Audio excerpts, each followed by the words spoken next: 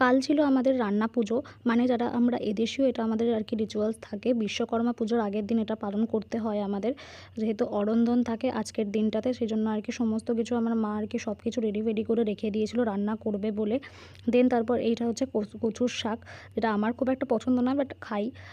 এটা হচ্ছে চালতা, যেটা আমার খুবই পছন্দের জিনিস, চালতার ডাল আমার খুব ভালো লাগে। তো আমি এসব দেখে আর কি কফি টফি নিয়ে আর কি বসে পড়লাম একটুখানি। তারপর আবার চলে যাই হচ্ছে রান্নাঘরে দেখার জন্য কি কি হয়েছে না হয়েছে। তো তখন গিয়ে দেখলাম হচ্ছে এখানে করলা ভাজা হচ্ছে, আর ভেন্ডিটা ভাজার জন্য রেডি হয়ে আছে, আর বাকি জিনিসগুলো কিছু কিছু জিনিসও ভাজা হয়ে গেছে।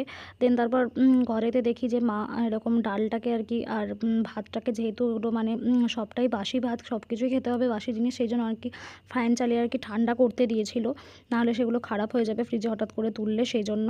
দেন তারপর আমি চলে যাই হচ্ছে, মা বলেছিল একটুখানি কচুর শাকটা একটুখানি নাড়তে, তো সেটাই আমি করছিলাম ওখানে গিয়ে। তো আমি জীবনে প্রথমবার কচুর শাক